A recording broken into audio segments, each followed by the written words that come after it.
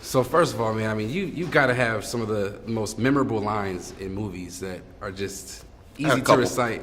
Everybody has a favorite Samuel L. Jackson line, so I mean, I think this one is going to be just alike. But how much say do you have in these lines? I mean, how much are you able to put your input on them?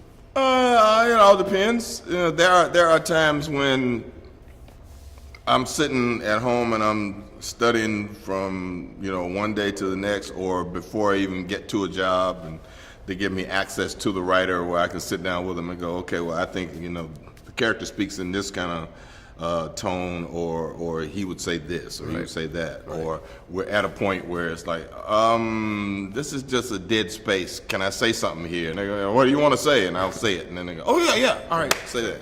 So that happens. For sure. When it comes to these characters, a lot of times they just leave such a profound impact on people when they leave the theaters. I'm wondering if any of these characters in particular ever leave a big impact on you, and if so, which one? Not really. I tend to leave work at work. When I'm sitting at home and I'm working on something, I can get into a particular headspace before I get there, so that I can speak to the people before we start shooting in terms of, look, I feel like when I'm in this particular place, this is happening with this character and his relationship with this person, or what's going to happen on page Right. I need to get to here, right here, before I can get to there, and I can, arrange that and make it happen. Hopefully, I'm trying to do things that add a reality to the characters, so that when an audience member is sitting there, I always try and do things that I want to see myself do on screen. Okay. I don't want to be dishonest, because I always think of myself as an audience member, because I sit and watch movies and go, oh, why is he doing that? And I never want people to look at me and say that. Of course not. Right. When it comes to developing these characters, do you ever give them a backstory, maybe to help give them a little more depth? Yeah, they always have backstories. It's easier if their source material.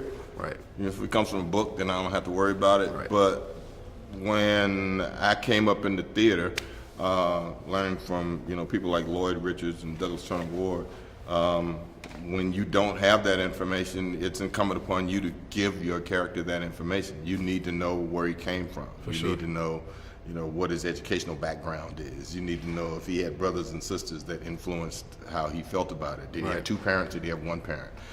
Did they have money? Did they have no money? Did he struggle? Does he have military experience? Sometimes, because of the nature of your relationships with people on the inside of a script, you need to figure out, well, does he not like this particular kind of person? Or what kind of food does he like that he's going to this particular place? Or where is he going when he leaves there? All those things mean something, whether you vocalize them or people see them. You need to have a purpose that's your own. You mentioned theater. I was just curious. August Wilson, his name's being mentioned a lot lately. Fences was recreated, his story. I mean, when it comes to just these types of stories being told, in particular directed by people of color, because we understand our culture.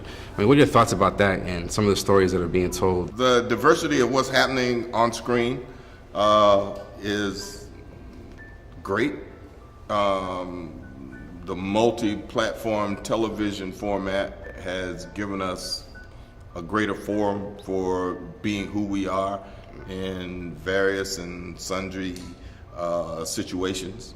It's from our own, in terms of being in a completely black environment, when you watch things like Atlanta, to the integrated environments that a lot of kids grow up in, or the writers and directors who grew up around people of color, infusing their stories with Asians, Hispanics, blacks, and all these other things, so that the palette looks like their world, or the world that they grew up in. I was fortunate enough to be in 2 original August Wilson productions. I was the original Boy Willie in Piano Lesson, and the original Wolf in 2 Trains Running. And I've talked to Denzel about him doing the rest of these things, and him saying, oh my God, which one do you want to be in? I was like, I don't know, man, don't bother me with that yet. But August's insistence that people of color direct and tell their stories is an important aspect of how that works.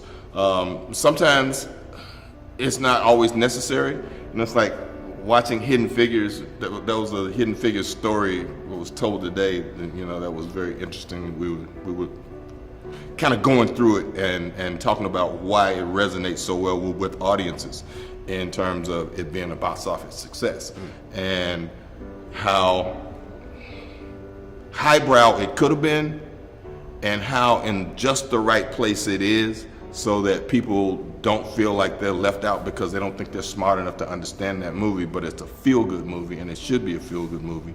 And yeah, there are some gratuitous kind of feel-good things in it, but they're necessary for the average person who just wants to get away from the world but learn something at the same time, to give them that, oh my God, that's what should happen there, or it's just an uplifting moment. It might not be real, it might not be honest, but it's uplifting, right, in that particular place. But you know, I love that movie for that, you know, because it is a feel-good movie. Sure. Well, thank you for your well-spoken words, and we look forward to a lot more of your work. Thank you. Thank you again, I man. appreciate you.